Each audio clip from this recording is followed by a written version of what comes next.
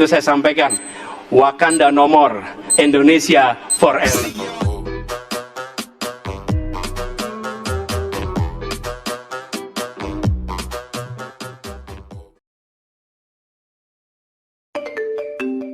How can you be a leader if you're not strong? You must have strong character, you must have strong integrity, you must have a strong belief in common sense.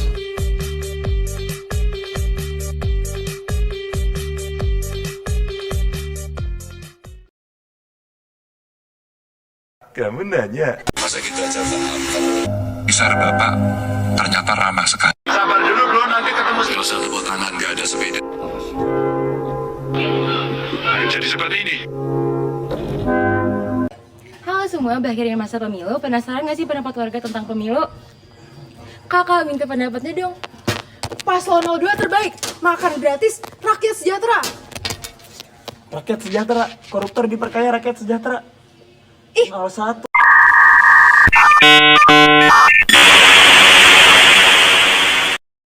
Itulah, koruptor dimiskinkan, pendidikan diutamakan, terus membawa tema perubahan. enak aja. Tapi 01 kayak nggak punya hati nurani. Masa ngasih nilai 11 dari 100? Ya emangnya 02 punya kapabilitas buat mencapai poin 100 per 100? Gak usah banyak ngomong bos. Bella tuh paslon 03 yang cepat dan unggul. Nanti kita ngobrolin baik-baik, masing-masing kita lihat bukan HP masing-masing. Yuk kita mending kesana aja yuk. Ah ya udah. Oke, boleh.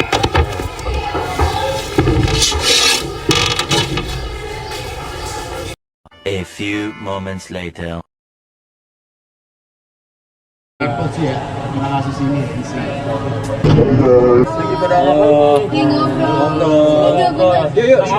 yuk. Kenapa? Tadi lagi pada debatin ini hasil kecurangan yang ada di pemilu kemarin. Aduh, emang repot ya, ada kompleks dulu. Rapat mana yang ada di KPU kemarin sering nyatakan bahwasanya Prabowo Gibran yang menang dengan jumlah suara Anies Baswedan dan Muhaimin Iskandar sebanyak 24,95% dan Prabowo Subianto sebagai pasangan kedua sebanyak 58,58%. Dan yang terakhir Ganjar Pranowo sebanyak 16,47. Nah, Prabowo itu menang di 36 provinsi dan di luar negeri. Nah, yang membuat 020 apa? Mungkin karena visi misinya Prabowo Gibran kali ini yaitu pemberantasan ekonomi, terus juga memberantas korupsi dan kemiskinan. Oh, dan juga faktor bahwa beliau telah mengikuti pemilu selama 3 kali, terus sekarang wakil presidennya adalah Gibran, which is anak dari Presiden Jokowi. Nah, tapi ngomong-ngomong tentang anak presiden jadi wapresnya Prabowo, kalian ngikutin hasil pemilu sama adanya persidangan MK nggak sih? Oh iya, gue pernah dengar beberapa kali sih, cuma emang gak terlalu ngikutin aja. Iya, jadi sebenarnya anak presiden jadi wapres Prabowo itu jadi salah satu faktor adanya gugatan kecurangan ke MK. Gugatan apa tuh? Iya, jadi pasal 01 sama pasal 03 itu menduga adanya kecurangan dari pasal 02. Makanya mereka mengajukan gugatan ke MK untuk ditindaklanjuti. Nah, bahkan pada pasal 01 nih, mereka minta supaya ada pemungutan suara ulang tanpa adanya Gibran. Kalau pasal 03, mereka minta supaya pasangan Prabowo Gibran itu didiskualifikasi dari pemilihan umum.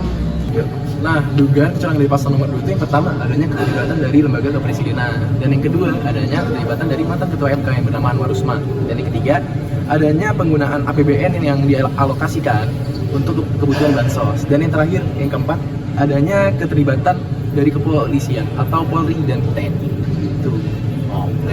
Jadi selain kecurangan yang dilakukan oleh paslon 02, di sini juga ada beberapa kecurangan yang dilakukan oleh KPU, yaitu pada saat tahap kampanye, tahap pencalonan, dan tahap pemilu.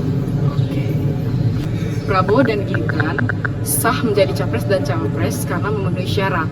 Nah, untuk masalah usia, MK tidak mengubah keputusan tentang umur wakil presiden. MK memutuskan bahwa syarat minimal umur 40 tahun untuk calon presiden dan wakil presiden tidak bertentangan dengan Undang-Undang Dasar dan tetap berlaku.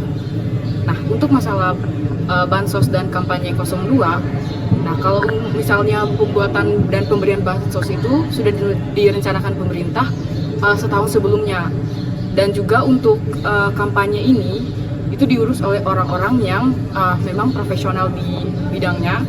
Nah, sehingga program bansos yang murni sebagai tanggung jawab pemerintah itu tidak ada hubungannya dengan kampanye dari 02 ini. Nah, buat dugaan kecurangan, KPU sendiri menyatakan bahwa mereka telah melakukan ini secara adil dan jujur. Untuk pencalonan paslon 02 itu sudah secara sah. Nah, dari MK sendiri sudah melakukan persidangan 27 Maret kemarin dan hasil putusannya sudah keluar 20 April. Nah, tapi nih ya, kalian tahu gak sih hasil keputusan MK?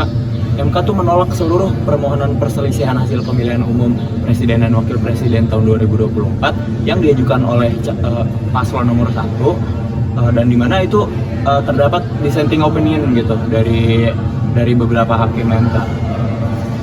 Nah iya, masuk MK dari pasal 03 juga nggak setuju dengan gugatan itu. Nah, ada 3 hakim dari pasal 03 yang nggak setuju dengan